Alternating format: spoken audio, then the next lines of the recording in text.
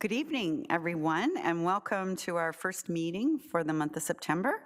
And welcome back. I hope everybody had a wonderful summer and we're back to our regular routine. We have regrets from Councillor Ices here this evening, but we have our quorum and we'll get started. I wanted to let you all know that this meeting is being audio and video recorded and live streamed on the Town of Innisfil's YouTube channel and shall form part of the record, which will be retained in accordance with the town's retention bylaw. And for more information on that bylaw, you can contact the clerk's office. And we want to thank everybody who's watching online this evening. And with that, I will ask Councillor Saunders, please, to deliver the land acknowledgement statement. The town of Innisfil acknowledges that the town of Innisfil is situated on treaty lands that is steeped in rich Indigenous history. The town also acknowledges that this land is the traditional territories of the first people of Turtle Island and is shared between the Anishinaabe people of Bosaway First Nation, Chippewa Rama First Nation, and Chippewa of Georgina Island First Nation, and we thank them for their generations of stewardship. This meeting place is still home to many Indigenous people, and as settlers, we are grateful to have the opportunity to work on this land. The town acknowledges the forced sacrifices that are the foundation of Canadian society today. We are dedicated to honoring Indigenous history and culture and committed to moving forward in the spirit of reconciliation and respect with all First Nations, Métis, and Inuit. Thank you, Councillor Saunders. Item 2 is our open forum, and we've had no one sign up for open forum this evening, so we'll go to item 3, which is the approval of the agenda. And we would ask, please, for a mover and a seconder to approve tonight's agenda, as is on the screen. Councillor Richardson and Councillor Waters, all those in favor? That is carried. Next, I would ask if there's any disclosures of interest of any members of council on any items here tonight on the agenda. Councillor Richardson. Not necessarily an issue, but just to let you know that I am a board member for the Innisfil Spartans. Thank you for that. And I believe you were going to say that our integrity commissioner. Oh yes, sorry, I did speak with the integrity commissioner who said that there is no conflict here, but just to disclose that I was a member of the board. Thank you, Councillor. And anyone else have any conflicts this evening? Seeing none, we'll go right to our presentations and petitions. And our first presentation tonight is by Randy Buttineau from the Innisfil Spartans Junior Hockey Club. And he's got a couple of Spartans here with him. So welcome, Randy. Thank you for being here. Thank you very much, Mayor Dolan. Good evening, everyone. Mayor Dolan, Deputy Mayor Fowler, councillors and department managers and administrators, thank you for this opportunity to speak on behalf of your community junior hockey team, the Innisfil Spartans Junior Hockey Club. Allow me to introduce myself. My name is Randy Buttineau. I am the Vice President of Hockey Operations with the Spartans. I've held senior executive positions for more than 16 years, 14 of which previously with the Midland Flyers. I'm an elected member of the Midland Sports Hall of Fame in the Builders category 2020 in recognition of my volunteer service with the Flyers, serving in many capacities. I am now taking this experience to Innisfil to support and build a junior hockey program as the prime destination, of choice for junior hockey players from our local minor hockey associations in Innisfil and other players looking for a great community to play junior hockey. May I also introduce two members of the 2025-2026 Innisfil Spartans.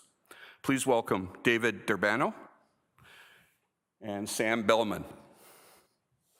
As you can see, our players are eager to support the community events beyond the rink. They understand what community is about and look forward to participating. I'd like to share with you, if I could please, the mission statement of the Innisfil Spartans, which can be seen and read on our website. Our mission is to provide a comprehensive integrity-driven junior hockey program that cultivates both athletic development and character growth. We strive to position our players for progression to the next competitive level while supporting those who are balancing post-secondary education, or beginning their professional careers, including players who have already competed at a higher level. By fostering a high-caliber training environment led by experienced, knowledgeable staff with various backgrounds, and emphasizing ethical leadership and personal and team excellence, we empower our athletes to excel on the ice, deliver an entertaining experience for our fans, and thrive in their future endeavors. Ultimately, we aim to build an organization the community and surrounding area can be proud of.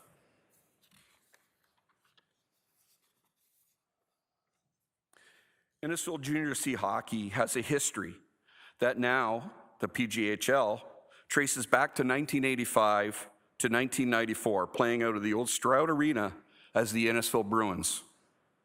The PGHL is made up of 63 communities across the province of Ontario, Huntsville to the north, Essex to the south, Napanee to the east, and Kincardine to the west, and all towns in between.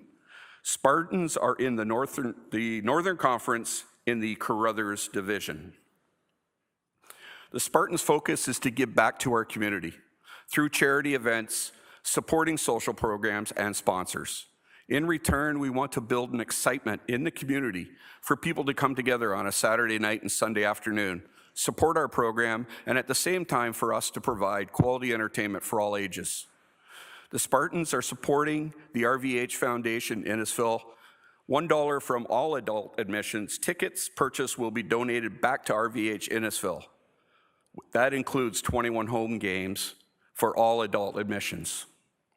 Our annual charity pajama toss will take place on Saturday, December 13th. All pajamas collected are donated to the Community for Kids charity. The Spartans are front and center.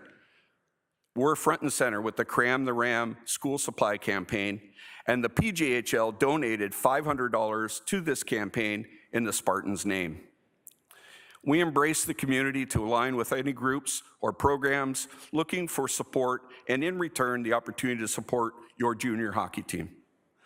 In conclusion, I invite your worship and counselors to embrace our program, support our mission within the community, and join us on our opening night on Saturday, September the 20th at 7:30, and every other home game thereafter.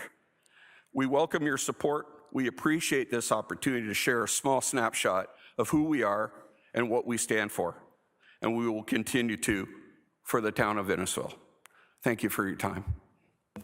Thank you very much for that, Mr. Buttineau, and the Spartans. Very much appreciate you being here this evening. Questions or comments from members of council? Councillor Richardson. I just wanted to say thank you for your presentation and sharing about the Spartans, and I look forward to the home opener on the 20th. Thank you. I can say that your reputation preceded you. My colleagues in Midland were very excited to hear that you were here, and their loss is certainly our gain. We really appreciate you being here. And I do notice the Spartans out, whether it's at the flea market or helping with the Santa Claus breakfast and all the events throughout the year. There's always a ton of Spartans there, so that's great to see. I also will see you on the 20th, and by that time I'll be a proud season pass owner, so you'll see me at a few games. And thank you again for being here this evening. Fantastic. Thank you for your time. And I am bearing gifts for counselors, and we hope to see them waving at our home games. So thank you. Thank you so much. So I have a mover and a seconder, please, that the presentation regarding Innisfil Spartans Junior Hockey Club be received. Moved by Councillor Drodge, seconded by Councillor Richardson. All those in favor? That is carried. Thank you again.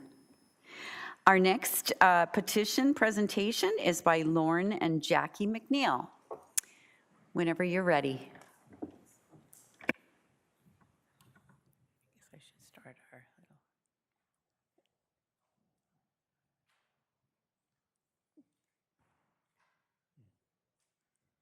Okay. I don't think I know how to work the clicker. Oh. Okay, but I'll start. Good evening, Mayor Dolan and Deputy Mayor Fowler and councillors. And a special thank you to Councillor Saunders, who has been very patient and answered a lot of our questions. And so we appreciate you very much. And also, I'd like to thank the staff, and a special thank you to Kevin Jacob, who's also coached us along through this, so we appreciate your help. I'm Jackie McNeil, as you can tell, and this is Lauren McNeil, and we're here with some neighbors from Edward Street who also feel very strongly about the issue of parking on Edward Street. And we thank you for this opportunity of bringing our petition to you to request that the parking on the south side of Edward Street between November 1st and May 1st will be prohibited. And I'll try the clicker again. Here we go. This is a table of contents that we have, and we'll be outlining more details about that in the next slides. This is our street, which we're very fond of in the summer months. You can see it.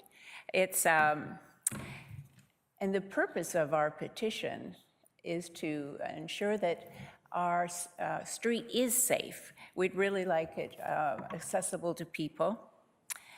Secondly, we'd like to ensure that residents receive their mail every day from Canada Post, and we'll elaborate a bit more on that in the future. Lauren's going to do that. And also, we'd like to reduce residents' hardships, and as well, Lauren's going to elaborate on what some of those are. This is a bit different slide, but you can see Edward Street is a very short street. It has 6 homes on one side and 5 homes on the other. 6 homes is the north side and 5 homes is the south side. In the winter, it becomes a very narrow street, as you may see from this slide. There are snowbanks on both the north and south parts of the road, and then the road is usually filled with trailers, large trucks, and cars. And so you can see that the road becomes even more narrow. And with this, it creates a lot of problem with people entering and leaving their driveways. And in fact, we had some examples of that. We had some deliveries, and the delivery trucks couldn't make the angle safely to come into our driveway. So they just parked on the road and blocked all the traffic and had to deliver things to our house. And this happened a few times. And in fact, there has been an incident since we were here where people parked on this. Our street has Guest Road on one side, and we're closer to the Guest side, and they parked on both sides of the road that day. So we weren't able to enter the road at all. So we were really concerned about this damage or the danger that this would present if emergency vehicles such as fire trucks or ambulances tried to reach us. So we really believe that this is a critical safety issue. And I'm going to pass the clicker to Lauren. Thank you. So on slide 5, we address feedback from residents. We have some of the residents here tonight, some of whom have lived here for decades. They're very eager to share the issues they have had personally experienced over the last many years. Under a category of safety and street accessibility, first issue we have is sometimes we're unable to have snow plow both sides of the road because there's so many cars parked on the south side, and that never gets really plowed. We also have a lot of blocked driveways. We have people who are loading and unloading snowmobiles in front of our driveways. And in some cases, we've actually had the whole street, Edward Street, blocked off where people are parked on the south side where they should be, but they have a lot of equipment and trailers and all this sort of stuff, and it's parked right in the middle of the road, so you actually cannot get down the road at that time. And we have an awful lot of people who are actually parking in our driveways from time to time, and they're doing various things like they're filling up their snowmobiles with gas. The second major issue they come up with is mail delivery delays. And we have some non-residents who park right in front of our mailboxes on the south side of the street, and that's causing a chain reaction. And that is the town snowplows cannot plow the snow around the mailboxes Therefore, our mailboxes become inaccessible to residents, and more importantly, they're inaccessible to Canada Post. And so Canada Post will not deliver our mail. And Canada Post has confirmed for us that their delivery people are not allowed to get out of their vehicles to deliver mail into our mailbox. So if they can't get close to the mailbox, we just don't get our mail. And also, Canada Post does not provide any notification that they could not deliver that day. So we have no idea on some days if mail should have been delivered or when it will be delivered.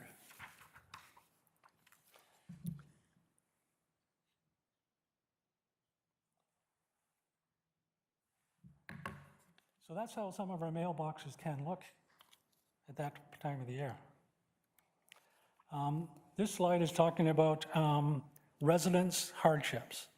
And when the snowplow cannot get through in front of our mailbox, it's because a car or truck is parked too close to the mailbox. And sometimes we residents who are senior citizens, like myself, or who have various health issues, like myself, we have to manually shovel the snow around mailboxes by ourselves.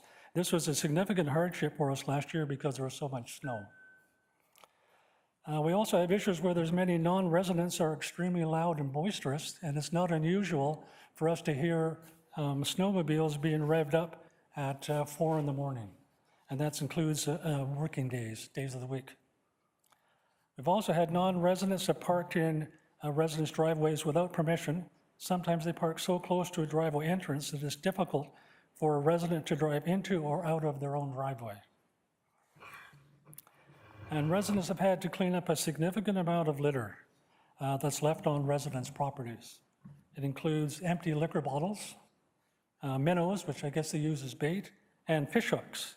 And fish hooks are a danger to our dogs when we take them out for a walk. And there have been a number of occasions when non-residents, both women and men, have urinated in front of our homes.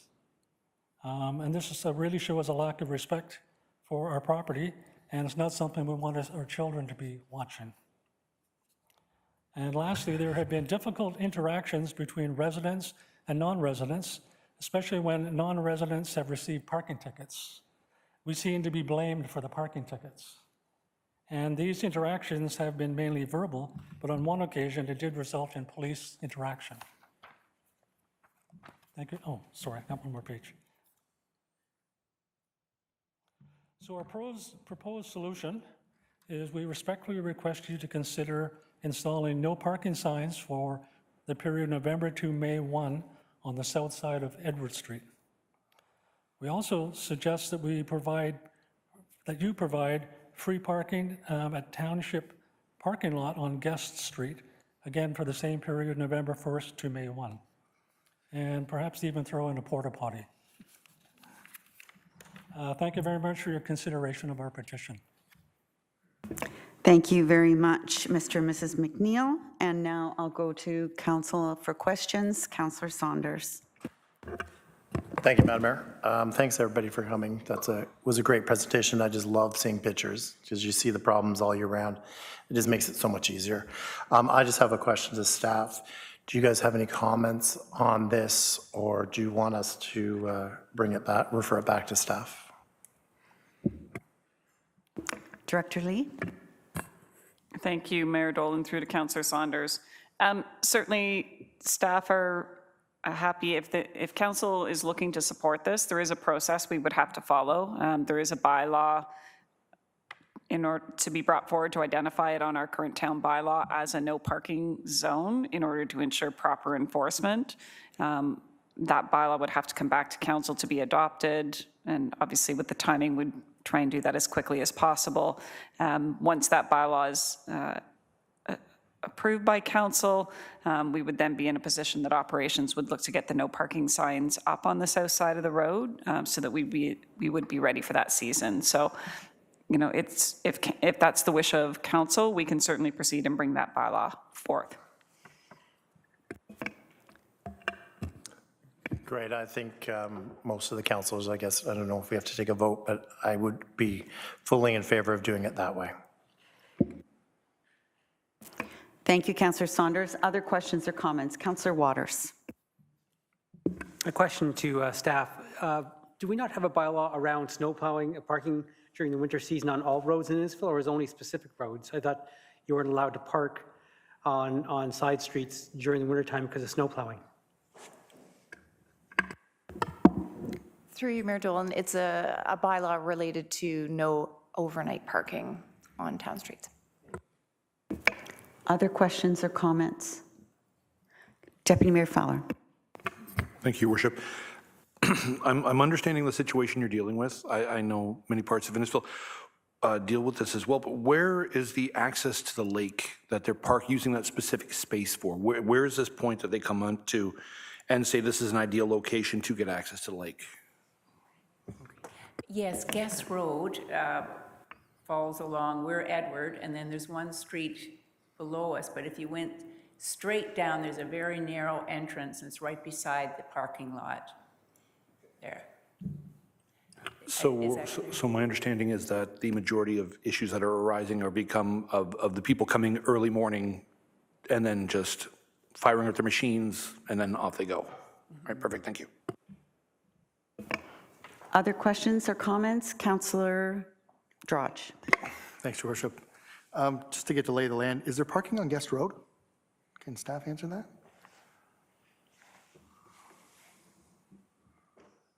On Guest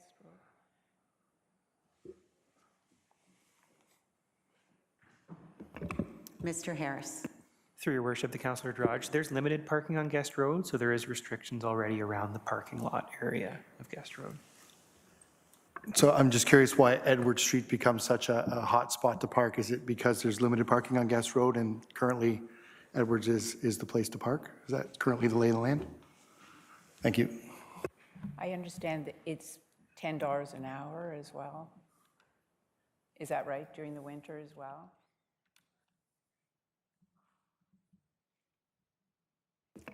We'll have that in the staff report that comes back. Other questions or comments? It's wonderful living, having a community that is close to a lake.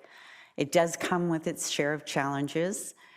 We've certainly heard this same issue from many streets within the town of Innisfil, from Guildford all the way up to the Point. And every situation is a little bit different, and we try to customize. We want our residents that don't live on the lake to be able to access the lake for ice fishing or whatever it is that they wish to do, along with non-residents as well. But we want those people to also be respectful to our community.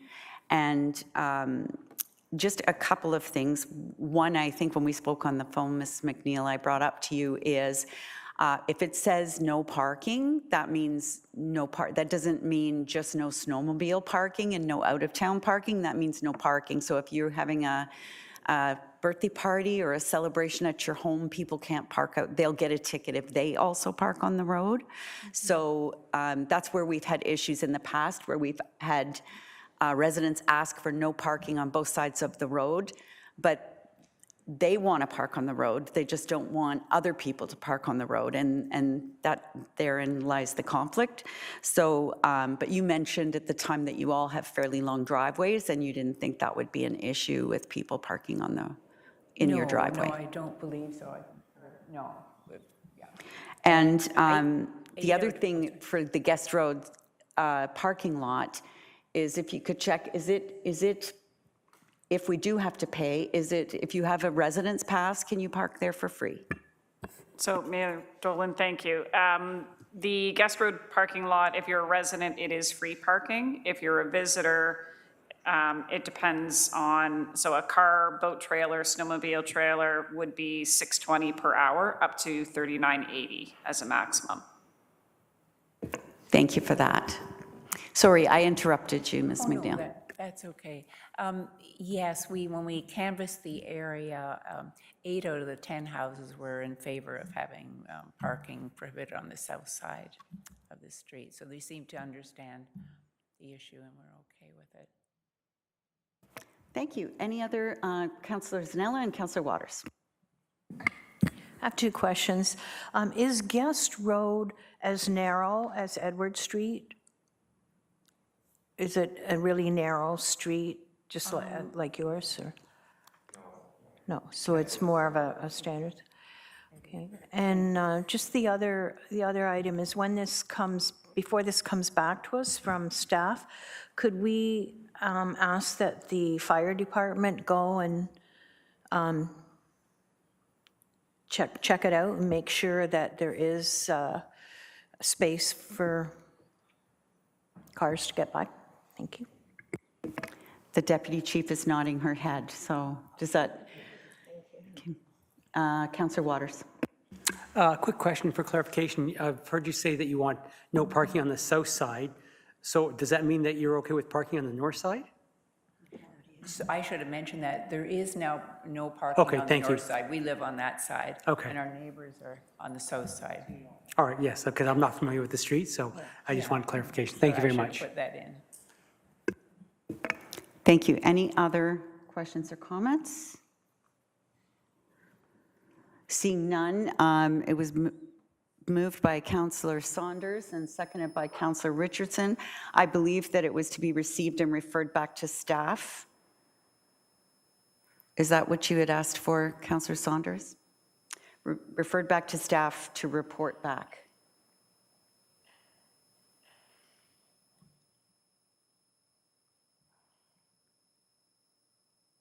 Thank you.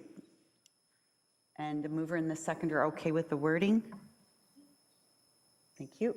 Any other final questions or comments for the petitioners? Seeing none, thank you very much for your presentation. We'll let you know when this is going to come back to council so that you can have an opportunity to see the report ahead of time. It's published a week in advance of the meeting, and you can have a look at it, see if you agree with it, disagree with it, and you'll have that opportunity to see it before it comes back here for debate. Thank you very much, Mayor Dolan. Thank you. Thank you. All in favor of the motion? That is carried. Thank you very much. Next, we have under item 6.1, which is a presentation regarding our transit master plan update. And we have Ben Goodge, who is with us. I believe Evan Brown is joining us online. That's correct. Thank you. Welcome. Thank you. Hello, Mayor, members of council. My name is Ben Goodge from the firm Left Turn, Right Turn. And we've been working with town staff to develop the Innisfil Transit Master Plan. And as you mentioned, I'm joined by my colleague Evan Brown virtually, and I will be presenting with Innisfil Manager of Planning, Brendan Correa, as well. And we're here to provide you with a brief update on our progress so far. This 10-year plan comes at a pivotal time for Innisfil Transit. Rapid ridership growth and significant community expansion, including the future Innisfil GO station and orbit development, radically changes the transit context. Fundamentally, this plan asks, does the current rideshare model meet today's and tomorrow's needs? And then sets out to set out a strategy to guide service over the next decade. Over the past year, we've assessed current service, engaged the public, tested future options, and developed a plan to guide transit growth. Launched in 2017, Innisfil Transit introduced a bold and innovative model by subsidizing Uber trips. Ridership quickly outpaced peer communities thanks to a relatively unique 24/7 town-wide coverage and relatively high quality rider experience that provided direct trips and short waits. But challenges have also emerged. Rideshare costs are directly tied to ridership, creating escalating and unpredictable budgets. And then 2, barriers like trip caps and limited accessible service raise equity concerns. 3 are fare structure issues with the system.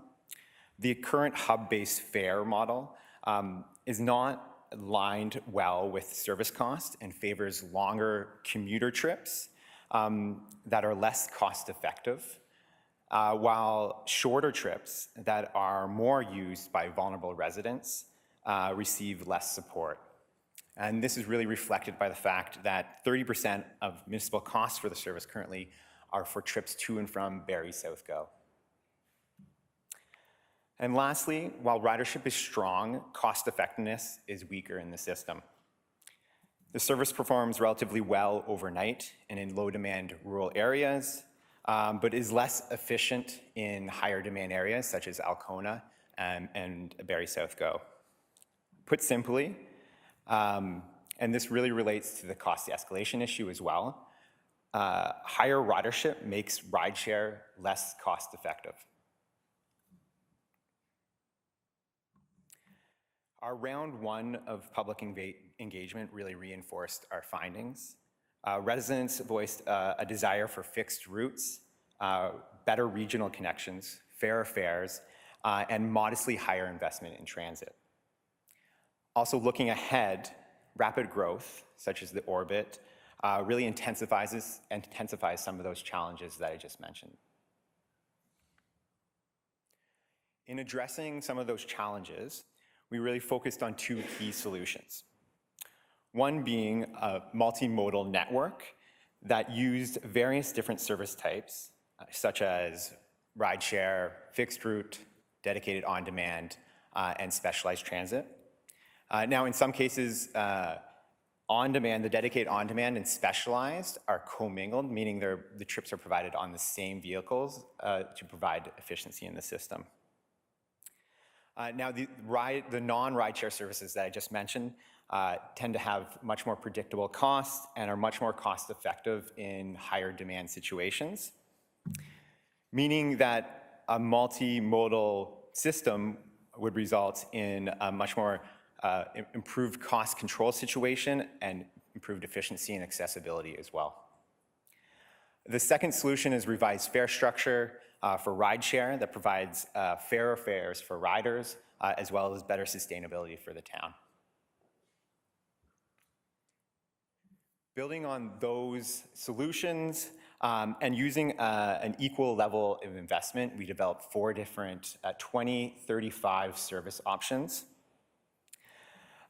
Each of these options combines rideshare, fixed routes, and on-demand differently, and showing really trade-offs around cost, ridership, and coverage of the system. Option 1 here keeps the current rideshare model, but lowers the monthly trip cap for riders to stay within the allotted budget. And this really makes transit less dependable for those that need it. And this is also the least cost-effective option. Option 2 adds during the daytimes fixed routes in key corridors, while rideshare remains across all of Innisfil with a $5 subsidy in areas outside of fixed route areas and a lower subsidy within fixed route areas. And this rideshare would have no trip caps and would provide all the overnight trips within the system.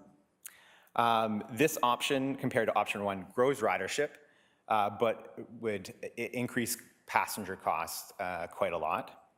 And one thing I would like to note too is that for the non-rideshare services depicted here and in all the options, we've assumed a turnkey third-party provider. This could be a private provider or something like Barrie Transit as well to provide service. And essentially what this does is eliminates the need for the town to purchase and maintain vehicles with the service. Now, option 3 adds dedicated on-demand, commingled with the specialized trips that I mentioned before, alongside the rideshare and the fixed route. And in this option, the rideshare focuses on overnight service and low demand areas. This three-part system provided the highest ridership of all the options, the best cost effectiveness, and stronger accessible service as well.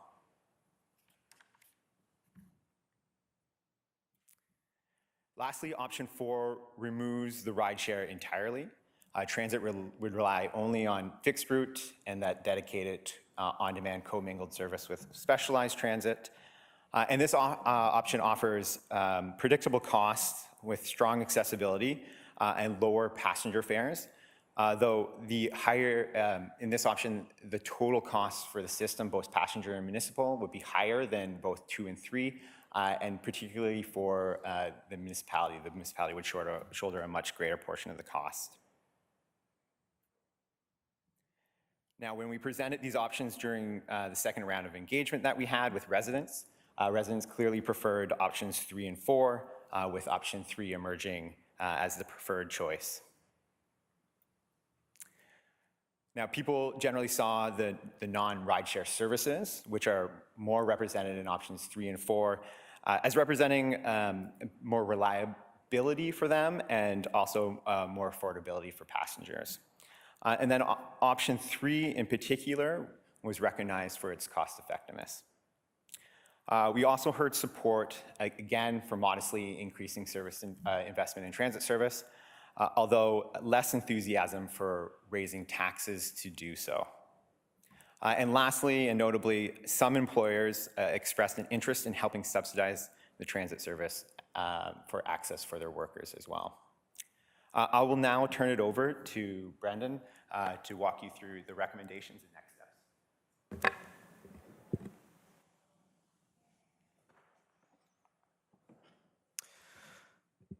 Thank you. So when it comes to implementation, we wanted to give council a sense of where staff is at. You've heard about the 4 options that were consulted with through public consultation. In both of the surveys, all of the open houses and some of the technical work that we've done, we're ultimately recommending a hybrid of options 2, 3, and 4 as being the preferred path forward. And to be clear, that would mean there's still a role for rideshare town-wide, but we'd introduce fixed route transit as well as on-demand and specialized services.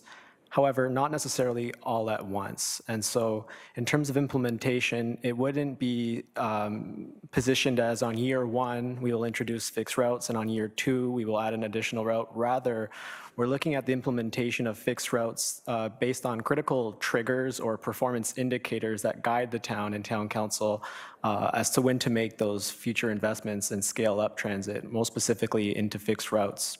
And from staff's perspective, we think that's fundamental. Those triggers would be fundamentally based on realized population growth and some key sort of town building milestones, be it the development of an RVH hospital and evolution of town campus, as well as the substantial completion of Orbit's northeast quadrant, where the first phases of residential development is expected, and an operational GO station. And also key performance indicators that are specific to quantitative and cost estimates.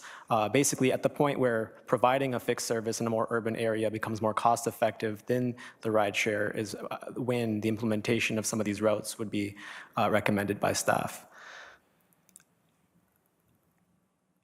And so I do want to make the point that it's not necessarily expected that all of these triggers, as I've alluded to, would occur over the next 10 years unless circumstances change. That could mean accelerated growth, changes in market condition, housing starts, et cetera. And I want to make the point that while we're providing an update today, implementation will be further evaluated and in preparing our final business case and transit master plan that'll come forward to council later this year.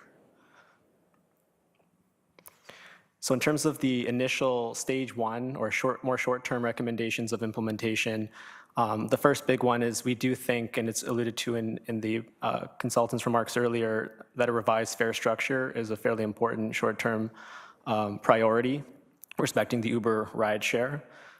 We've alluded to and shown some slides about sort of the connection between the amount of rides being taken, the ridership, and the cost. And we've heard on our annual reports, ultimately, year over year, it has been increasing at a fairly rapid rate. So the first sort of stage of implementation would look at updating the rideshare fare structure, and I'll go into more detail on the next slide. as well as evaluating further the ability to possibly remove trip caps. One thing we've noticed from an equity perspective is the people who need the service the most, they're using it every day to get to work. Our current transit hub and voucher model limits it to 30 per month. And so you could essentially run out of that town subsidy towards the end of the month, as something we've observed and heard about through the public consultation process. So with the revised fare structure, we also want to further evaluate if we can actually move away from having trip caps, which have further administrative benefits as well. Staff also recommend in the early stages that we do consultation with the City of Barrie, former councils back in around 2015. During our initial transit review, it was an idea that was raised then, as there are synergies and efficiencies with potentially partnering with Barrie with appropriate contracts and cost sharing. However, those would require detailed discussions. And if that wasn't to be feasible, the alternative from the work that we've done would be more of a contracted service. So that's part of the early stages, is really to focus on the fare structure and start to initiate those discussions with Barrie around the potential for fixed routes. The first priority would be something that serves Barrie South Go, given the amount of subsidy, the amount of trips and ridership that are going to and from those locations. The slide here also shows more detailed work around introducing an Alcona loop. However, that would be based on some of those performance indicators I mentioned, being an operational GO station and some substantial development and population realization. I do want to talk about the fare structure, and there's a image on the screen that'll show kind of what we're thinking. So right now we have those transit hubs, and you can go to or from those locations to anywhere else in town. And as we said, that is generating over the long term some financial feasibility constraints, certainly some concerns. We think a zone, or really a distance-based fare structure, would work much better in terms of financial sustainability of transit over the long term. So we're looking, and although this is conceptual and subject to further review, we're looking to basically introduce a zone and distance-based system where if you're taking a short trip, you would be within that one zone. It could be within Alcona or within any of the hamlets of town. It would be about a 450 trip. But as you cross a second and third and fourth zone, if you're going all the way from, let's say, Cookstown to Barrie South Go, the cost from the rider's perspective would increase proportionate to how long the trip is. And we think long-term, that would help keep our financial sustainability a lot more intact than what we've seen over the last couple of years. Certainly open to some questions or discussion on this point. It's a major kind of fundamental shift in how we think the rideshare component of transit could look in the future. And in terms of sort of stage 2 or medium-term recommendations. Thank you.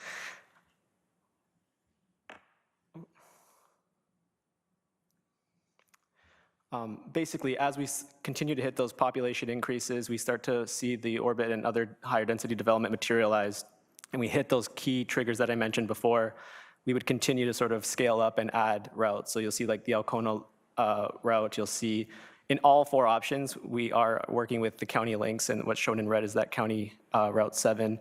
Now there was a delay basically tied to the ordering of the buses, but in all of the options, there will be that red route. It's shown conceptually, but essentially it's a route north-south from Barrie South Go down to Bradford Go and back. And so as you get into second and third stages, really, it's about scaling up the fixed routes within the urban area of Alcona as we hit those key indicators, being population amongst others.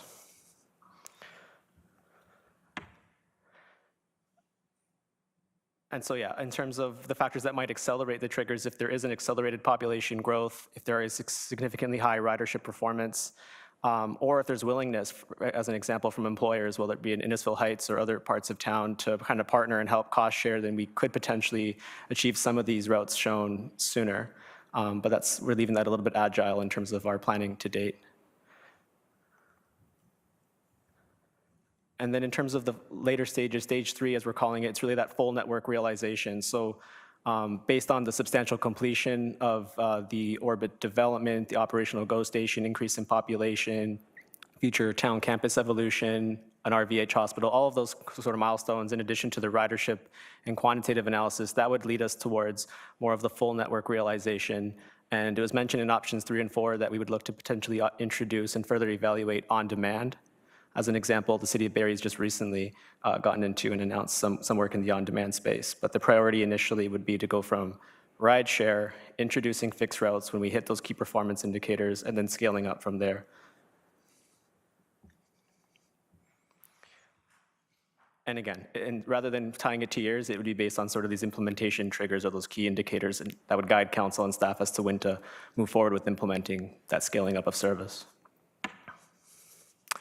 In terms of the financial metrics, it's that first stage of sort of revising the fare structure and starting to work towards fixed routes would keep our planned expenditures relatively similar to what we know for 2024, 2025. As we get from stage 1 to stage 2, you will see a modest increase in investment, but it's not until there's a full realization of the fixed routes, which again is based on performance indicators and not necessarily within the 10-year horizon, would push our investment into transit towards $3 million or around that figure in today's dollars.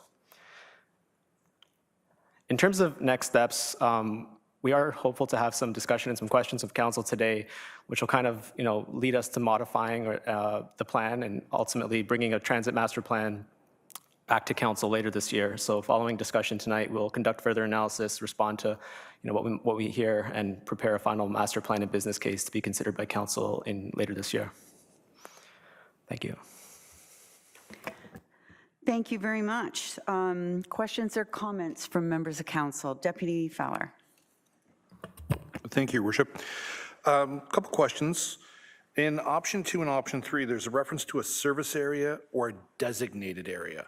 Now, are we referring to all of Innisfil as a whole, or are we talking in parses when it comes to certain sections in option 3 again? That's a point for clarification.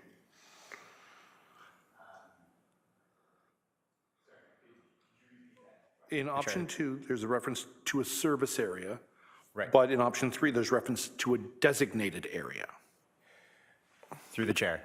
For option 3, the designated service area, I believe, refers directly to the dedicated on-demand service area, which would only focus on a moderate demand area. So for the highest demand area, fixed routes would be serving those areas. The moderate demand area, a dedicated on-demand would be serving that area, where outside of that kind of moderate and high, in the low demand areas, the rideshare would be the focus. Whereas in option 2, the rideshare covers the full service area, which refers to the entire town boundaries. Okay, so in that regard, will that be clearly defined for the public to be made aware of as we move forward, so that we all have the understanding of which specific areas are under which designation or service, as it may be? The second question I have is the turnkey cost. Do we have any control over that? Because if you made a mention of, going to Barrie Transit, for example. Can they up their rates at any point in time, or is there going to be a collective agreement or a contract that we can hold them to that limits the cost growth over time, or can they just go and up at their will? Through the chair.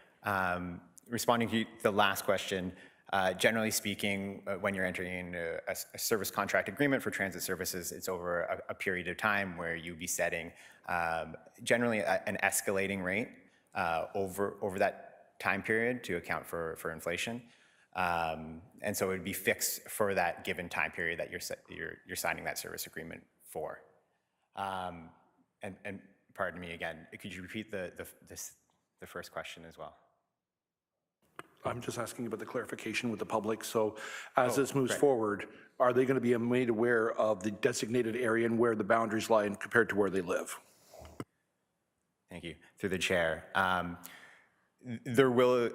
Our plan does direct for communication on where those designated boundaries would be, but it also directs town to develop basically a seamless trip planning software where that differential doesn't really matter to the rider.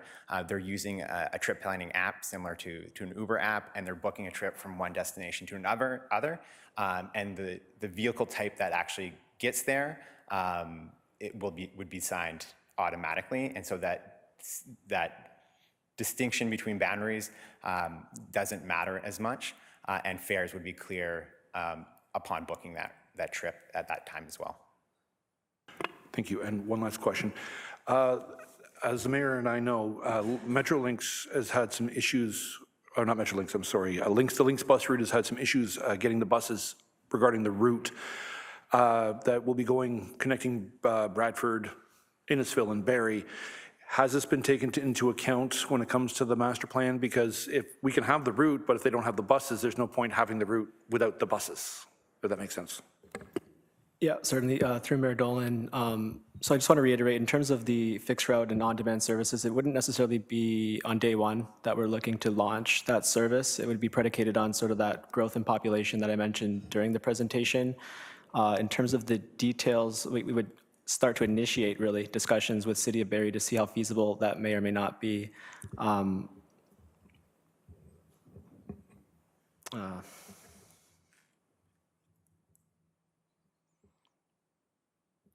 I lost my train of thought a little bit, but I don't know, I hope that helps a little bit.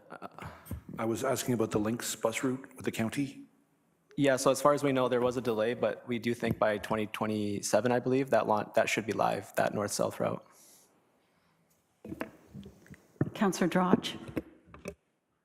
Thanks, Your Worship. Just curiosity, how many buses would be running on that Simcoe Lynx route? Do we have any idea?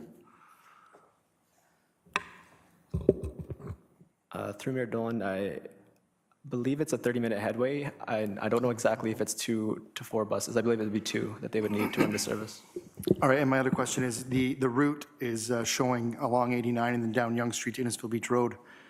Just, thinking of Guildford residents, Lefroy, Belleward, et cetera, that would be quite the hike if you had to walk it. I think the 20th would be a suggestion I would like to make if that route were to change, if that's something we could do.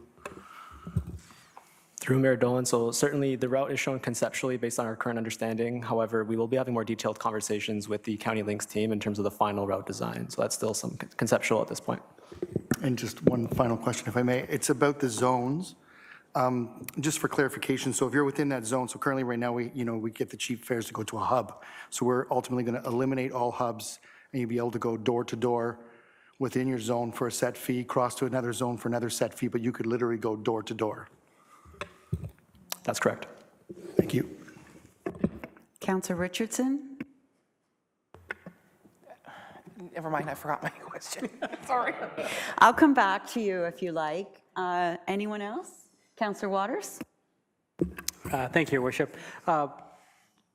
Mostly a comment. I like the key indicator approach, as opposed to saying, in 2 years we'll have this and we don't have the population growth, and specifically around the whole thing around the orbit, whether the GO station, when it's going to be coming. So I think the key indicator approach is a good way to do it. My concern is that it would be nice that, as opposed to waiting for that actually to happen, that a year or two ahead of time, when you can see the trends, that's when you make the decision. Not, okay, we've reached that, now it's going to take us 2 years to implement that phase, that strategy. So it would be nice to have some pre-indicators that suggest you start working on it so that it gets to launch at that, that time you think you're going to hit it. So, give yourself a year or two to do that so that, your people aren't anticipating that you're going to get it, but it's going to take 2 years now to strategize about how you do it. So I do like that piece. I think it's a good way, a good logical and cost-effective way to approach it. Councillor Richardson? Thank you, I remember now. Just to kind of go off of what Councillor Drodge asked. So if a resident, say in Guildford, needed to get to the bus stop, would they be able to take an Uber to there at a subsidized rate then?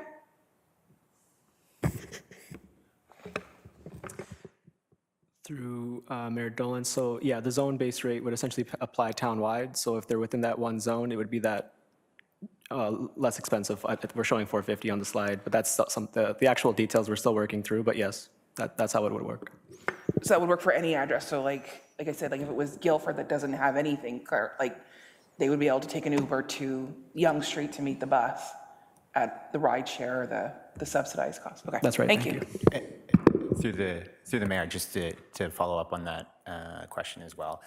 As it's envisioned right now, we also envision the fare structure allowing for free transfers. So in that kind of situation, you'd be paying that flat rideshare zone trip and not be paying an onward fare for the fixed route if you were to connect.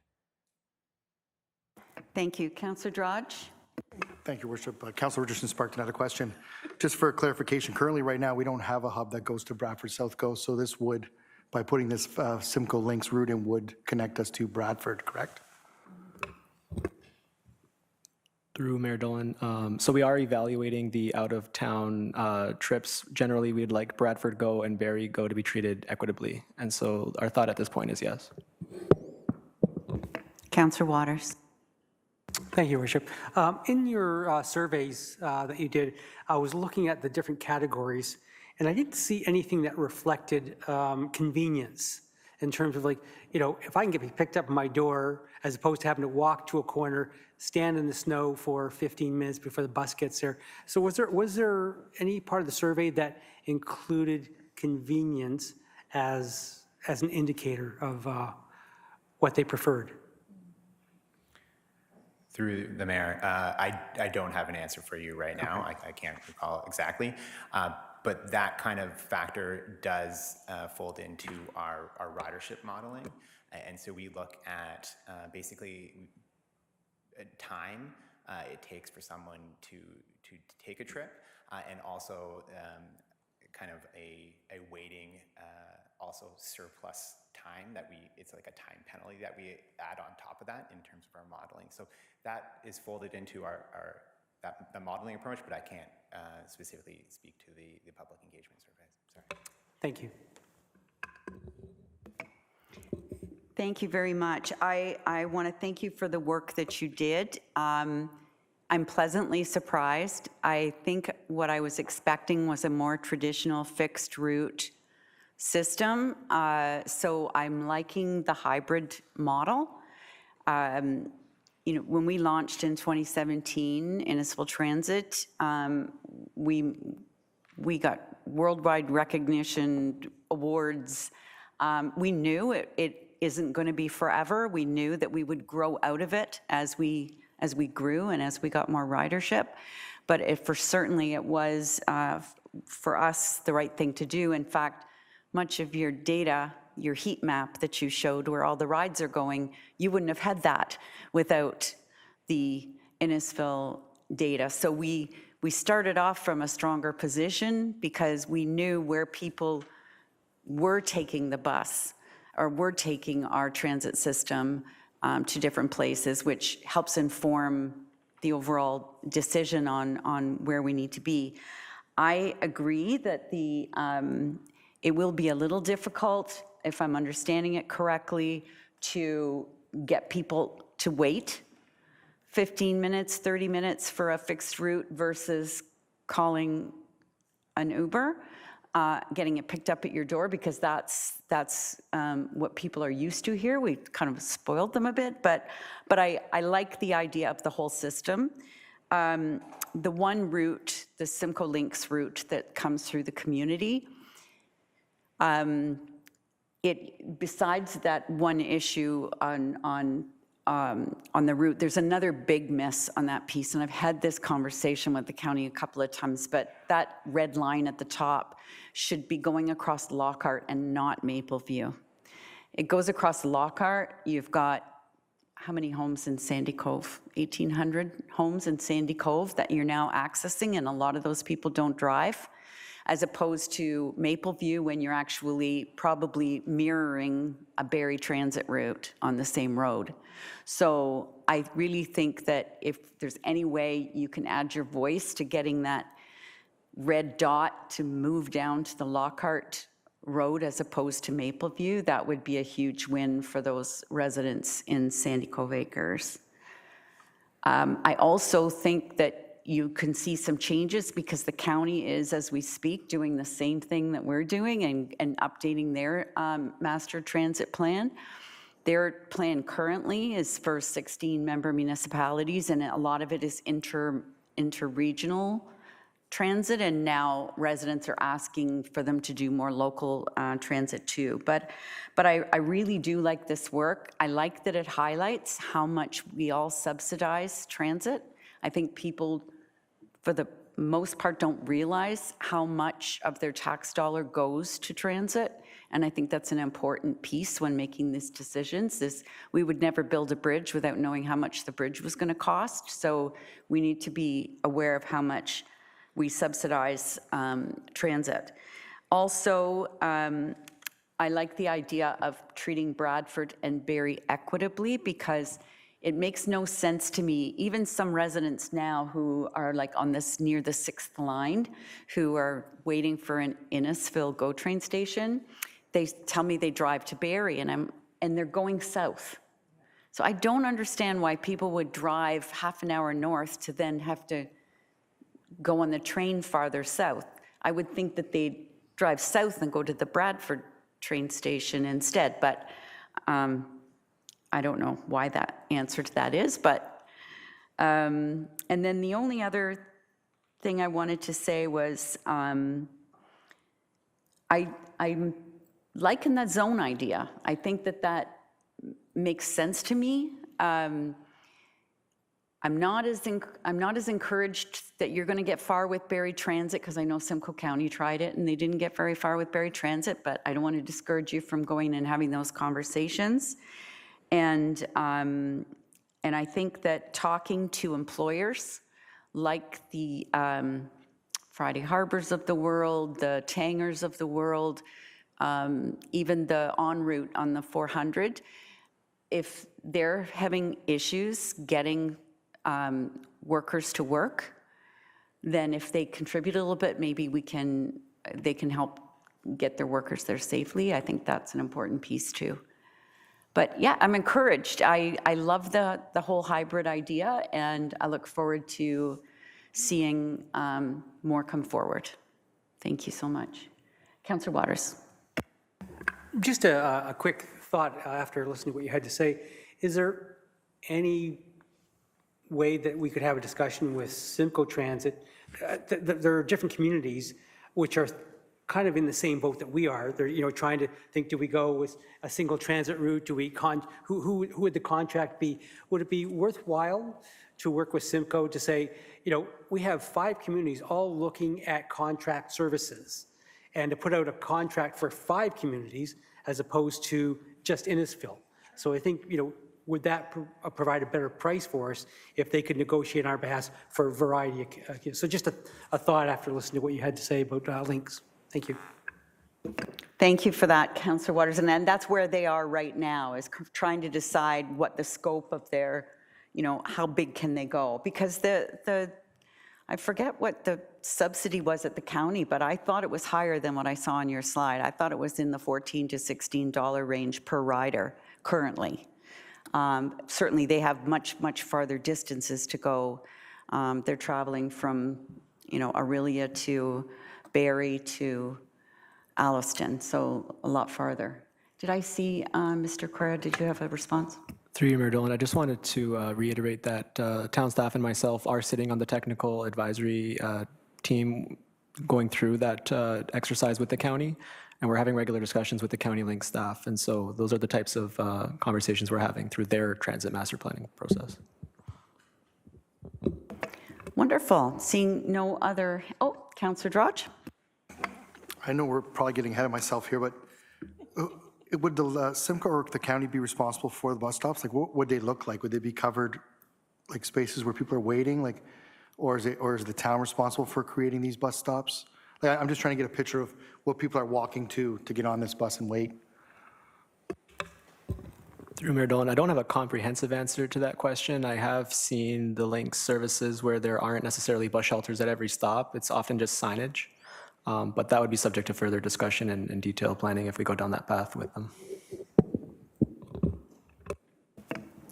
Thank you. Thanks, everyone, for your comments. I hope what you heard from us helped you, and thank you for being here, and to Evan, who's joined us virtually. So could I please have a mover and a seconder to receive the update? Moved by Councillor Sanella and seconded by Councillor Richardson. All those in favor? That is carried. Thank you. Next, we have 6.2, Ms. Liz Wardrop. requesting to add a name to our street name pool. Whenever you're ready, Ms. Wardrop. Thank you. Your worship and members of council. Firstly, I would like to thank you very much to your worship and members of council. Last November, council approved a street to be named after my father, John Wardrop. I would like to thank you for honoring and recognizing the years of service that Dad gave to the town and to the South Simcoe Police Service. I know that my father would be so grateful for your recognition as a valued resident of this community. As his daughter, I am so proud of his life of service and so thankful to you for this honor. Secondly, I am here to address item C3 on tonight's agenda, being Staff Report DSR 124.25, a street naming and park naming policy. A paragraph in the policy states that council identifies a person that has had significant impact on the municipality to name a street after that person. I am here to ask council to consider the addition of Marvin Geest's name to the list of street names in the municipality. Marvin Geest needs no introduction to members of council, past or present, or staff, and that his contributions to the town are far too numerous to mention. Where do, if any of us who know him, begin to list all he has touched with his work in Innisfil? The list is endless. Marvin has also had an impact on protecting Lake Simcoe, of which over 30 kilometers of shoreline is in the town of Innisfil. Marvin's extensive history in Innisfil and with the town of Innisfil starts in 1970 with the Bell Cedar Ratepayers Association and still continues to this day. I remember reading in the local newspapers early in the 80s, and it seemed that rarely a month passed without his name being mentioned, assisting ratepayers, homeowners, and the council for the betterment of the town. Marvin has worked for developers being Crossroads, Alcona Downs, Metris, Lormel, and San Diego Homes, just to name a few. Marvin has appeared before the Committee of Adjustment to assist owners for variances and severances. Marvin was the municipal lawyer for the Friday Harbor development.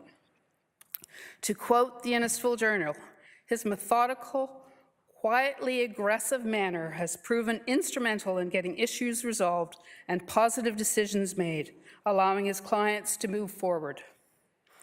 Marvin also has a love of Lake Simcoe and the enjoyment it brings to so many. Marvin cares about the protection of Lake Simcoe for today and future generations. He has been a member and a vice president and a president and a member yet again of the Lake Simcoe Conservation Foundation Board of Directors. More recently, Marvin was appointed to the province of Ontario to be the chairman of the Lake Simcoe Science Committee. It is a rare occasion that Marvin attends any function without a person approaching him on an issue and thanking him for his work on behalf of the residents of the town.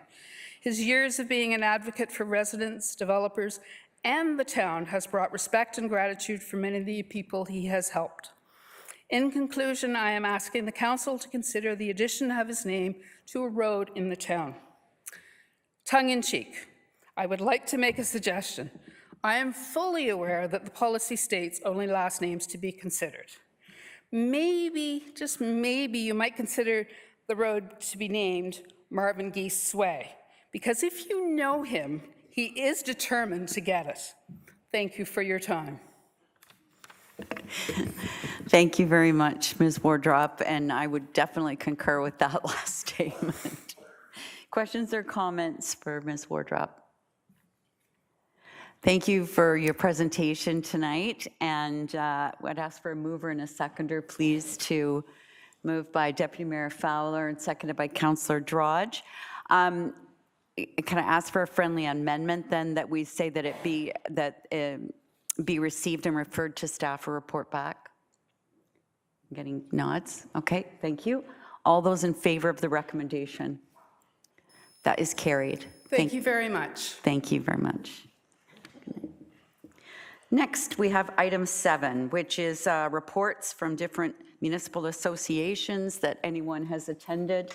Anything that, besides coming to council on Wednesday nights, all council are delegated authorities and positions on other boards on behalf of Innisfil. So this is your chance to report back on any of those. Councillor Richardson.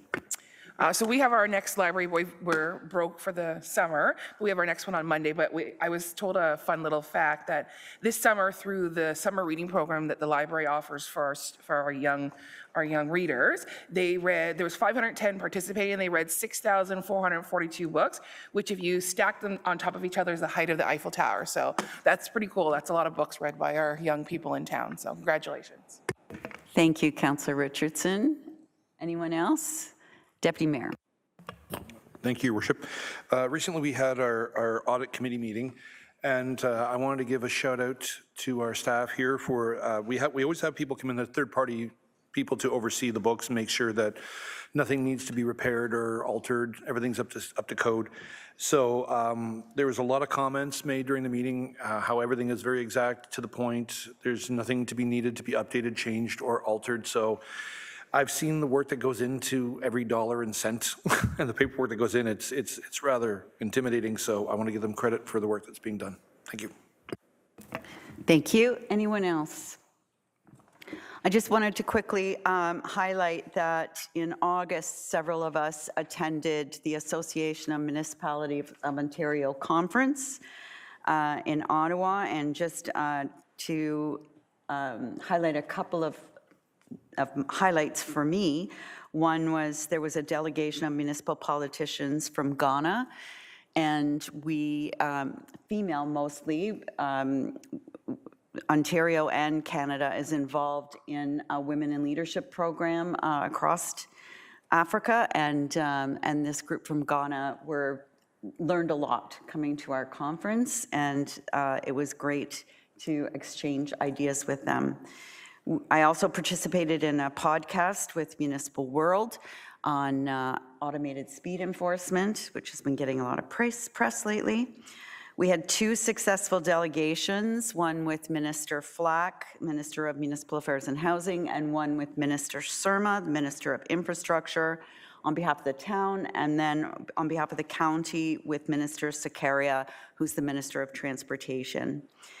We had a panel that I chaired on the Tuesday morning, which was opportunities and challenges of the sharing economy, which there was a lot of discussion about Airbnbs, but also Director Lee presented on behalf of our Innisfil Transit, our Uber share transit. So that was really well received.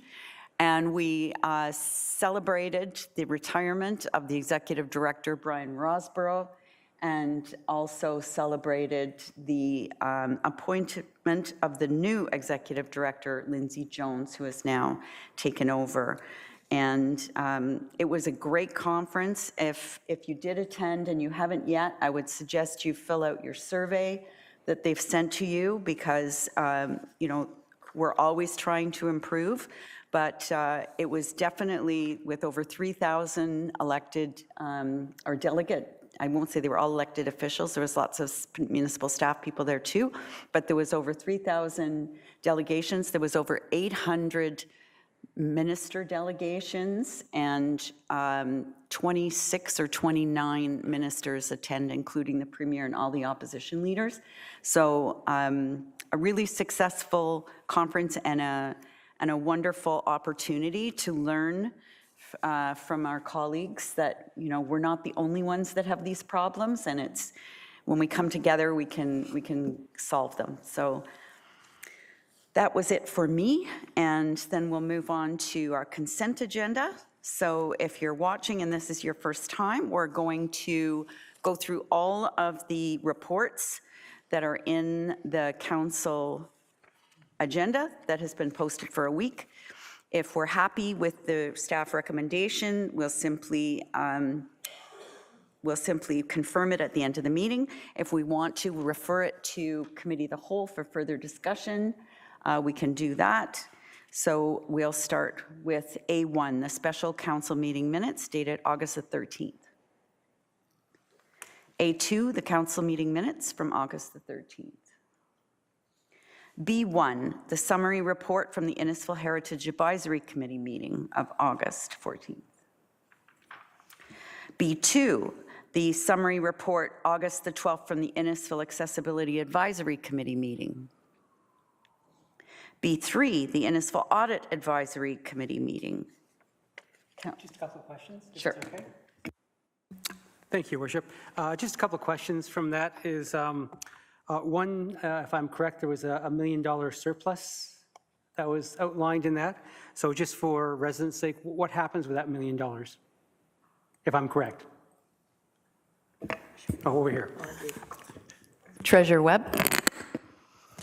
Through the mayor to the councillor. So we do have a policy that outlines that any surpluses are directed to the tax rate stabilization reserve.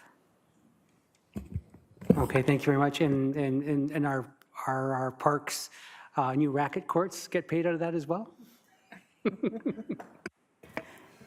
That's what the mayor had mentioned when she proposed it.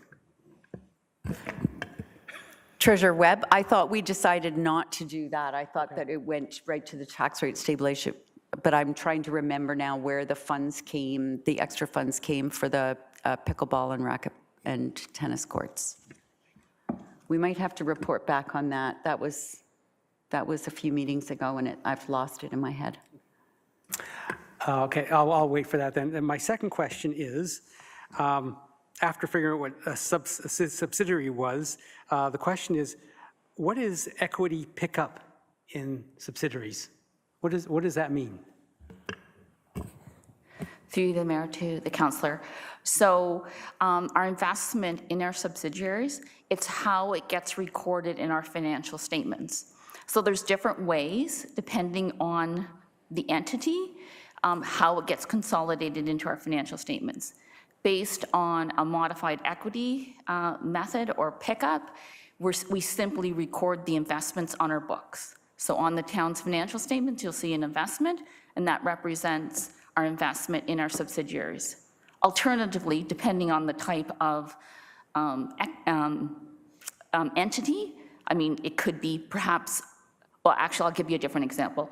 For the South Simcoe Police, so it's a shared police board, we record that in our books as our proportional share. So our cash represents our proportional share of police's cash. Our assets represent their proportional share of assets, liabilities, and so forth. So there's different ways that our interests are consolidated into our financial statements. Could you use in services and in power as that example? Because I assume that, if I remember correctly from the report, they're a subsidiary.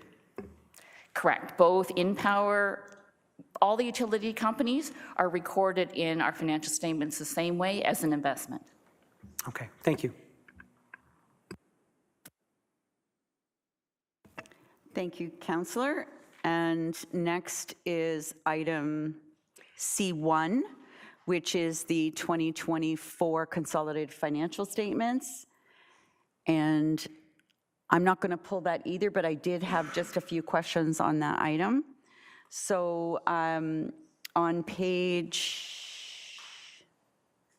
attachment 1 of the staff report, it talks about the financial indicators. And you know, the one we always seem to ask about is the taxes receivable as a percentage of taxes levied, which basically is people who haven't paid their taxes. And we are up on that in 2024, especially over the average. But the one I wanted to ask about really was the tax discretionary reserves as a percentage of taxation. So Innisfil's at 49, and the BMA survey average is 97. So could you just explain to me, Treasurer Webb, what that means? Yes, Mayor Dolan. So, I mean, that measurement is measuring our town-owned reserves, so it excludes development charges or any other externally restricted reserve funds as a percentage of taxation.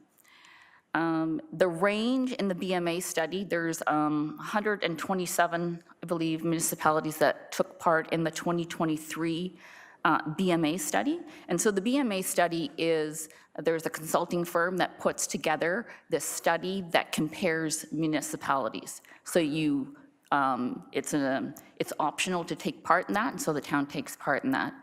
So the BMA study, it's a 2024 study, but it's based on 2023 financial data. The ranges are quite vast between the low end to the high end. And just as comparison, though, if we take a look, when I took a look at the 2023 study, for example, Barrie was at 45%, Caledon 46, Guelph 55, and the town of Innisfil 55 for 2023.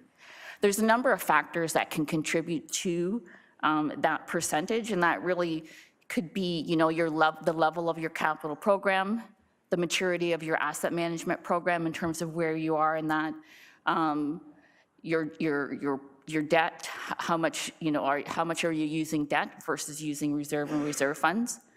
And then the last thing that I'll just mention in terms of, you know, paying attention to these metrics, the town is doing, launching an update to our long-range financial plan. And through that financial plan, we're going to map out our long-term financial strategy. And part of that will be, you know, ensuring that, you know, our reserves have sufficient balances, and really mapping out what that looks like and setting forward a strategy and policies to make sure that we're financially sustainable. So we're paying attention to this, and I think, and I believe through the long-range financial plan that, you know, we'll address some of these questions, and that'll be a guide for us in making decisions going forward in terms of, you know, what are adequate reserve balances. Thank you very much for that. I just want to make a quick comment because, you know, from time to time I'll scroll through social media and I'll see something about, you know, the town needs, you need to go in there and audit the town, and what are they doing with all the money? And so I just wanted to let people know that under the Ontario Municipal Act, we're required, all municipalities are required to prepare and publish annual audited financial statements. And they're free to read, they're on the website.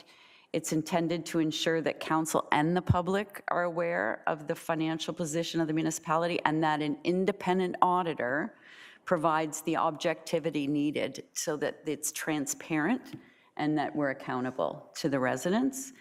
And these audited financial statements are available. And again, I'd also like to thank Councillor Zanella and Councillor Constantine and the deputy for sitting on the audit committee, along with Councillor Pring and one other gentleman, former Councillor Pring and one other gentleman. So yes, thank you so much for that. And in the old days, we used to publish a great big old hard copy and put them in all the libraries so people could go through them. But now you can just click and read to your content.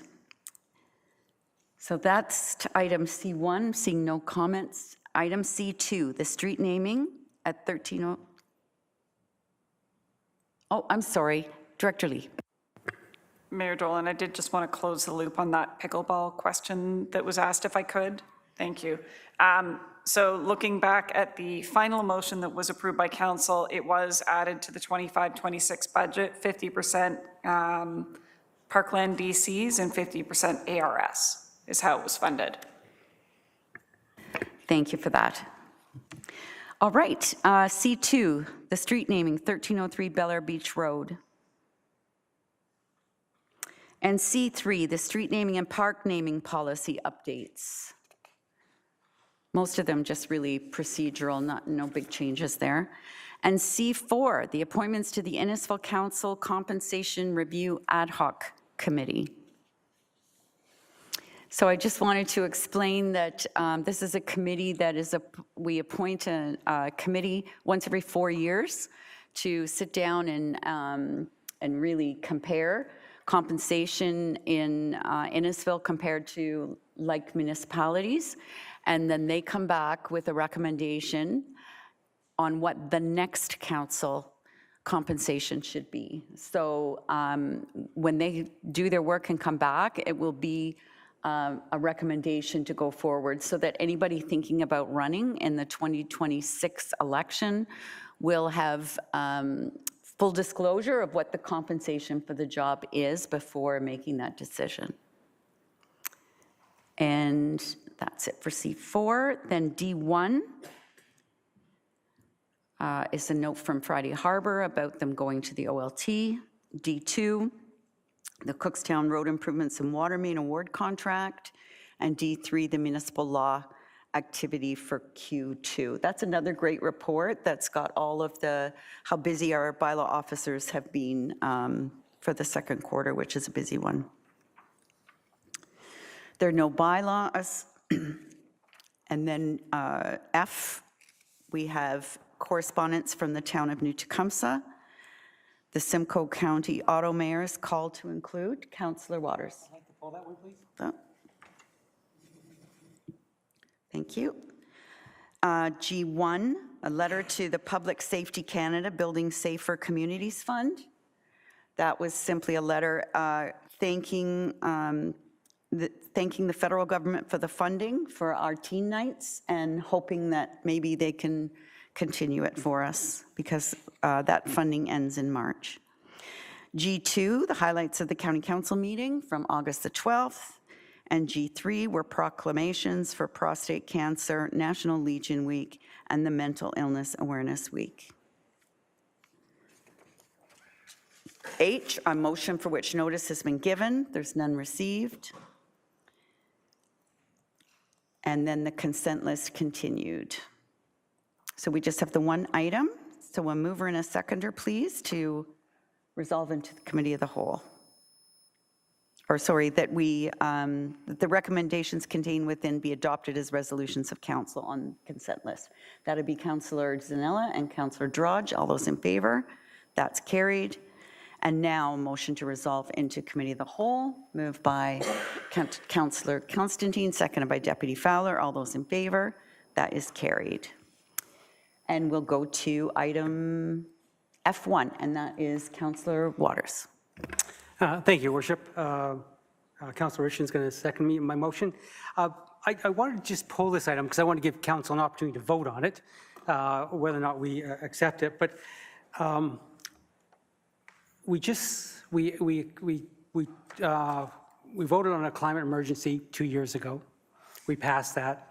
We voted to start a sustainability committee, which I'm chair of, not too long ago, around climate change.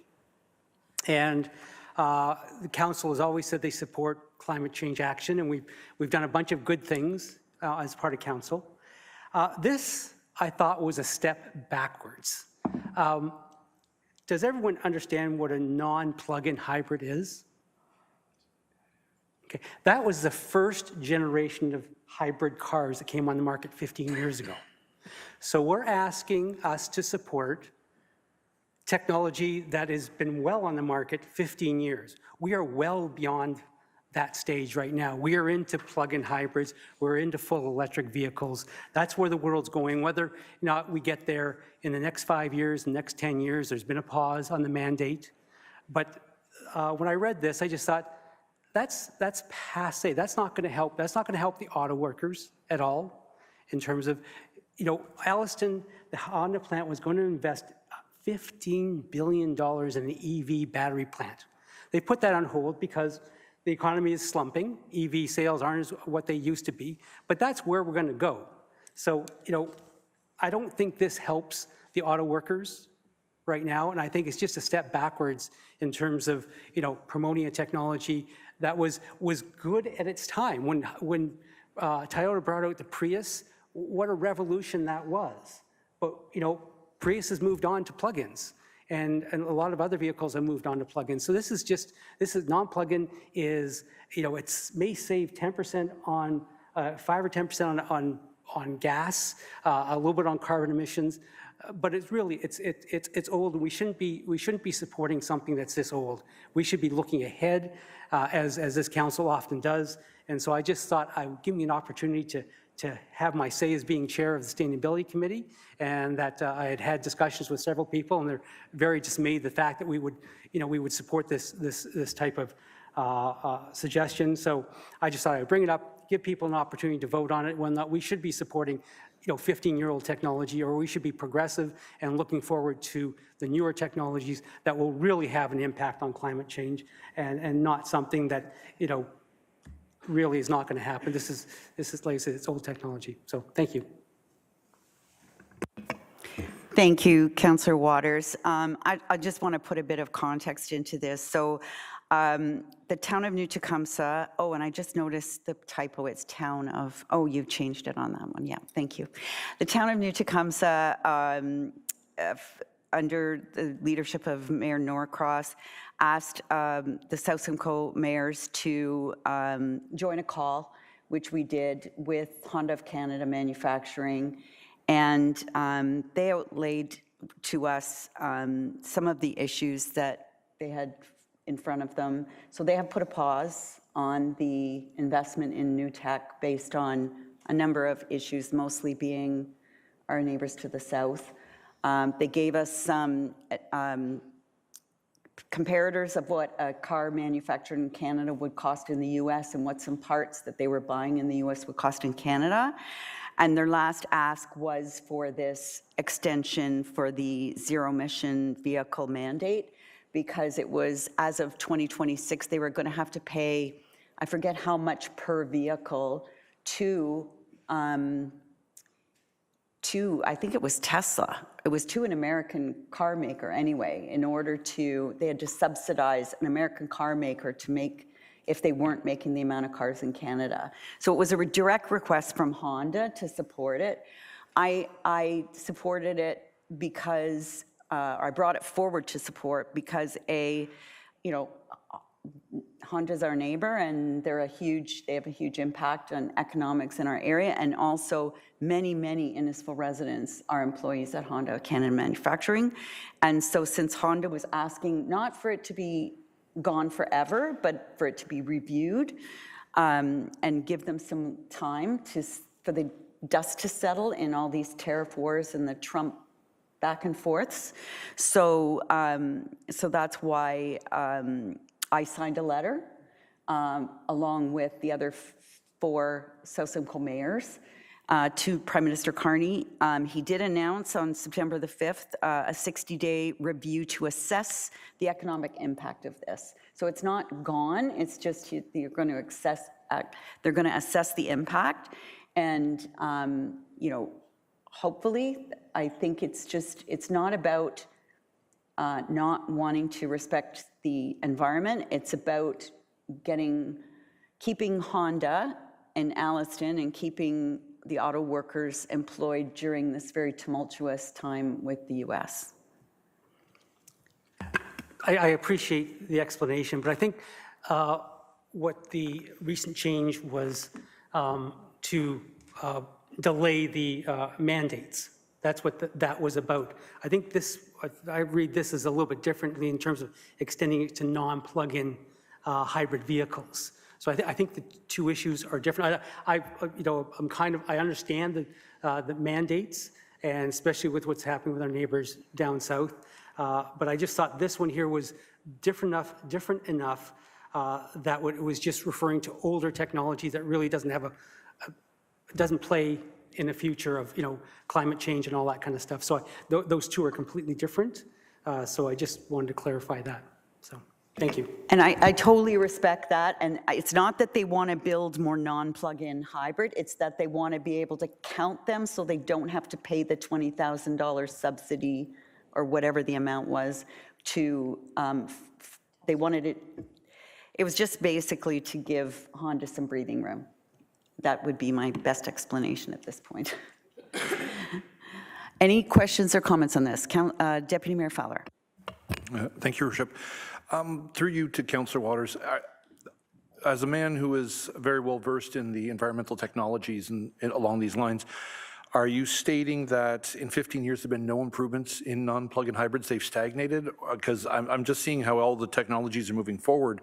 Would they not, as a large multi-billion-dollar company, have that on the back burner as a fallout position? I don't understand. Like, I understand why you had this poll. I understand. I get it. My question is in regards to the way you reference it. they didn't stop making them 15 years ago the same way. They have more than likely enhanced the technology. Is that not feasible? The non-plug-in hybrid is based on a battery size, and if you want to get more range out of the electric side of the unit, you have to make the battery bigger, and then that's why they added the plug-in part of it. So you get better range for urban driving and all that kind of stuff. So the non-plug-in is basically braking regeneration, that kind of stuff. So that's pretty standard. There are limits in terms of the emission savings you can get out of that, and so it's kind of just there's your internal combustion engines, then there's this piece here, then you go to plug-in hybrid. So the battery size hasn't changed that much in the non-plug-in hybrid. It's based on what the car can manage based on the braking that you're going to do and the slowing down and that kind of stuff. So the technology hasn't changed all that much. You're still saving maybe 5 to 10% on emissions. It's the same it was 10 years ago when Prius brought it. Everyone's just catching up to what Prius was doing 10, 15 years ago and that's what most manufacturers have now. So I don't think the technology is any better than it was. Maybe it's minutely, but not enough to warrant, including it in the non-plug, in the EVs mandate. So, thank you. Councillor Constantine. I just want to thank you, Mayor, for your explanation because it was a little confusing to me. Thank you, Councillor. Any other questions or comments on this? Seeing none, all those in favor of the motion? Any opposed? One opposed. Thank you. And now we will move to the rise recommendation. Mover and a seconder, please. Moved by Councillor Constantine, seconded by Councillor Zanella. All those in favor? That is carried. And then consideration to adopt the recommendations from the Committee of the Whole. Moved by Councillor Waters, seconded by Councillor Richardson. All those in favor? That is carried. There are no notices of motion. Announcement from members of council, please. Councillor. Oh, yeah. Number 1, Councillor Ward 1 is missing. I'll go to Councillor Ward 2. Councillor Constantine. So, honors and awards ceremony this Saturday, September 13 at 2 p.m. at the Legion, branch 547. There will be awarding members with 50 years of service to the Legion and recognize the service of those within our community who have contributed in many ways to support our veterans and the success of our Innisfil Legion. Following the ceremony, a cake and refreshment will be available. Thank you, Councillor. Councillor Richardson. Okay, starting tomorrow, so tomorrow afternoon at Canadian Tire, from 4:30, you can get your Krispy Kreme donuts in support of the South Simcoe Storm U14A hockey team. On Saturday is the Maker Fest at the Lakeshore branch from 10 till 2. It's always a really great fun event. Make sure you stop in. The next week following is the Week of Welcome. So on the 17th, there'll be a mini municipal open house with different service groups starting at 6 p.m. And then September 20th is the annual Rotary Harvest Dinner being held at the library. And just a quick congratulations to Shoppers Drug Mart. We went there on the 15th for their grand opening of their pharmacy care clinic. So just congratulations to them. Thank you, Councillor. Councillor Waters. Thank you, Worship. Thursday nights, the Classic Car Show down at the beach is ongoing still for a few more weeks until it gets too cold to go out. Then on September 26th, Euchre Night is back at the Lions Club. So that's always an enjoyable evening. And then Thursday night, Fun Darts is back at Lions Hall at 7 p.m. Thank you. Thank you so much. Councillor Zanella? Nothing? Councillor Saunders. Thanks. I have Ward 1's announcements for September 20th is the home opener for the Innisfil Spartan at 7 p.m. And ongoing on Thursdays till mid-October is the Farmers Market. And in Ward 6, which is mine, on Saturday we attended the 8th anniversary of Santiago Pharmacy. Christina puts on an amazing spread and she's great in the community. And on September 24th, it's the 5th anniversary of the Skin Med Spa, which is also in the Santiago Plaza. Thank you, Councillor. Councillor Drodge. Thanks, Your Worship. On Saturday, September 13th, is the Fall Flower and Vegetable Show from the Innisfil Garden Club. That's at the Churchill Community Center from 12 to 1:30. September 16th, at the Cookstown Library, there's music in the park, Lilo and the Strays from 6:30 to 8 p.m.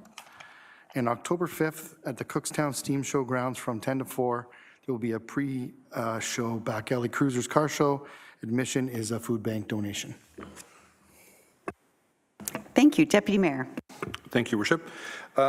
Recently, many of us attended Gussapalooza down at the Steam Show grounds, which is a rather fun time over 3 days, getting to rock out and support a lot of our local vendors. But the one thing that really I'd like to draw attention to is this past weekend in Lefroy, there was an event, a carnival put on by a 14-year-old boy by the name of Arav Patel. He organized the entire event through his school. He had all the volunteers come from the interior shores. He had local businesses come in. He designed all the games. He got all the donations. It was phenomenally done. It was really well. And the money he raised so far, he raised a couple $1,000s for the Canadian Down Syndrome Society. So when our young people step up like this, I think it's really incredible to acknowledge the work that they've done. And he's already planning next year, and I believe he's looking at potentially supporting Sick Kids Hospital. So this is something to look forward to. Thank you. Thank you. Just a few more to wrap up. And first of all, I want to start by congratulating Jeff Callender. Jeff has his last day tomorrow. He's been with the town for 28 years. He's a facility operator, and we all wish Jeff the very best in his retirement, much deserved retirement. I also want to congratulate our very own director, Andrea Lee, who next week will become the president of the Ontario Professional Planners Institute. It's wonderful for Innisfil to have you in that position, but also it shows that your colleagues, professional planners around the province of Ontario, how much they respect you to elevate you to that position. So congratulations, you're about to become a very busy lady.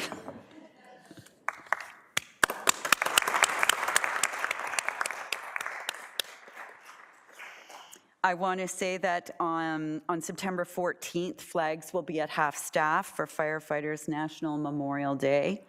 And I also want to say that, that today is World Suicide Prevention Day. So check in on someone today, check in on a neighbor. Sometimes a kind word or just listening can make a big difference. And then finally, we lost another 3 amazing Innisfil residents since we last met. I attended 3 funerals. One was for Jim Cole. Jim and Elaine live on the 6th line. Jim also has a street named after him. Cole Street is named after Jim. Longtime Toronto police officer. Retired here, and is actually his son Dan worked here at the town for many years, and he's greatly missed. Another former employee, Norm Smurthwaite, who worked for the town for, I want to say 30 years. Norm also was a volunteer firefighter in Stroud for that long, but he was a fixture on every plow, every grader, every truck that this town had, and he's sadly missed by Carol and his girls.